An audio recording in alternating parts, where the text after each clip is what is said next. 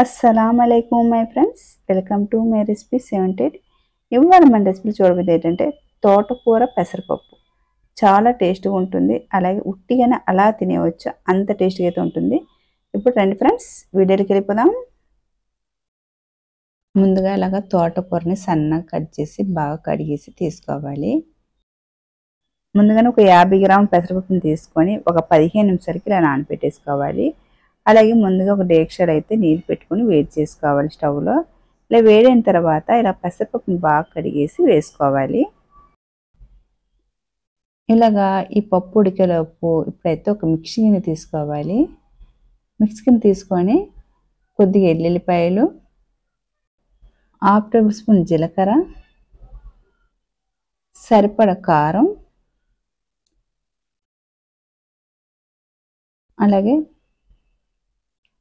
ఎండు కొబ్బరి కొద్దిగా, మీ దగ్గర ఎండు కొబ్బరి లేకపోతే పచ్చి కొబ్బరి అన్న ఉంటే వేసుకోండి.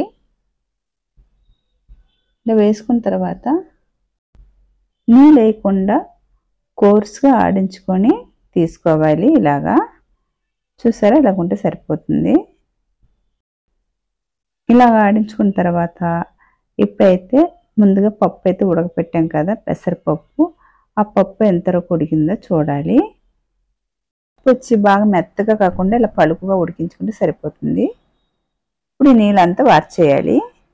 ఇప్పుడు స్టవ్ మీద కళాయి పెట్టుకొని కొద్దిగా ఆయిల్ వేసుకోవాలి. 1 టేబుల్ స్పూన్ వచ్చి ఆవాలు, 1/2 టేబుల్ స్పూన్ జీలకర్ర, 1 టేబుల్ స్పూన్ శనగపప్పు, 2 ఎండుమిర్చి ఇలా వేసుకొని వేగిన తర్వాత 1 ఉల్లిపాయ తరిగి ఇలా వేసుకోవాలి. అలాగే కొద్దిగా కరివేపాకు. ఈ తాలింపు వచ్చి బాగా వేగిన తర్వాత ముందుగా కడిగి పెట్టుకున్న తోటకూరని ఇందులో వేసుకోవాలి.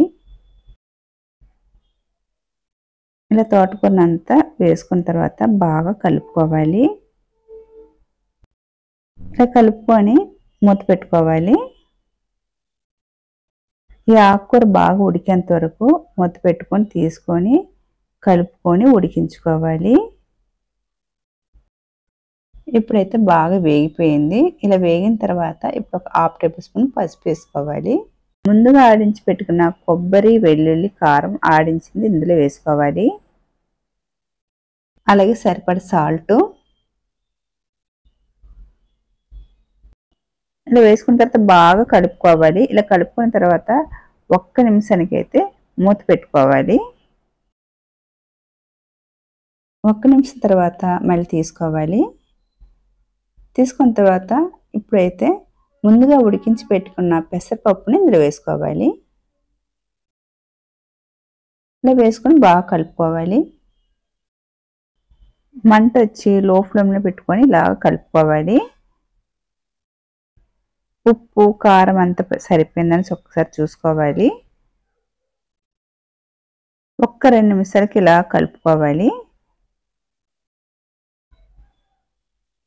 అన్నంలోకి సైడ్ డిష్గా బాగుంటుంది, అలాగే అన్నంలో కలుపుకొని తింటాను కూడా చాలా బాగుంటుంది ఈ పెసరపప్పు తోటకూర అయితే. ఇప్పుడు 1 నిమిషానికి అయితే మూత పెట్టేసుకోవాలి. ఇలా 1 నిమిషం మూత పెట్టుకుంటే సరిపోతుంది. 1 నిమిషం తర్వాత తీసుకొని ఇప్పుడైతే లాస్ట్ అండ్ ఫైనల్గా కొత్తిమీర చల్లుకొని సర్వ్ చేసుకోవాలి. తోటకూర పెసరపప్పు కూర అయితే రెడీ అయిపోయింది.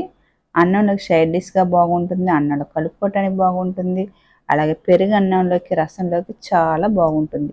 అలాగే నా రెసిపీ కనుక మీకు నచ్చితే కనుక లైక్ చేయండి, షేర్ చేయండి, అలాగే సబ్స్క్రైబ్ చేసుకోండి. చూసేవారైతే ఒక లైక్ అయితే కొట్టేయండి.